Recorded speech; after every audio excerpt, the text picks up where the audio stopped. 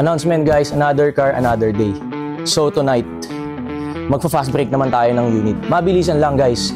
Di sa 2014 Chevrolet Camaro guys. Etong unit na to, hindi ko pa to na-post. Pero, may buyer na tayo. Kasi i-fast break natin siya sa isa sa mga tropa natin sa buy and sell. Ang Garage 888PH. Kaya, samahan nyo ako, deliver natin to. So guys, time check, 12:30 midnight. And ipa-fast break natin itong Chevrolet Camaro sa tropa nating buy and sell.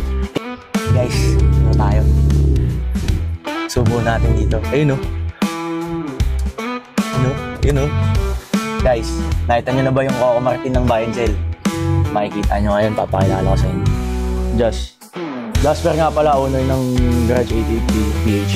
Then bro, ito nga pala yung yung Camaro na bahala ko sana i-fast break sa'yo. Actually, kakakuha ko lang nito.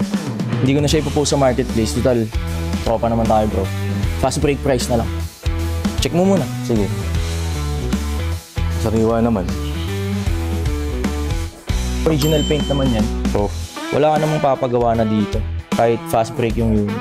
Hindi, mga sariwa naman talaga yung unit. Pero wala nang bawas to? Bro, sa presyo, fast break price, yun na talaga. Yung napag-usapan namin.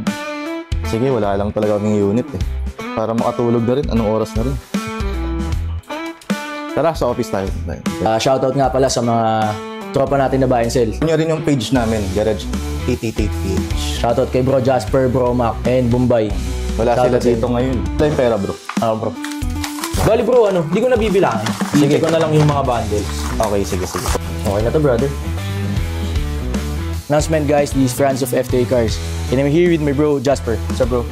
To hand over the key of this 2014 Chevrolet Camaro that he bought from FTA Cars. Bro, Jas, here's the key of your new ride and enjoy. Thank you bro. Follow nyo yung guys, yung Facebook account niya saka yung page niya. Actually, lagi kami nagpapasahan ng unit nito ni Akim. Kasi dati siya lagi kumukuha sa akin. Humirit lang ako sa kanya. Kasi sariwa naman din yung kotse. O yun, follow nyo rin yung page namin, Garage 888PH. Ayun guys, syempre, tropa naman to. Kaya hindi naman lagi dapat tayong kumakabe, ganun. Baga, tulungan lang talaga sa negosyo. Yun yung kailangan mo, yung network, ibibili mo. Kaya, yun guys, tulungan lang talaga. F2A Cars, legit.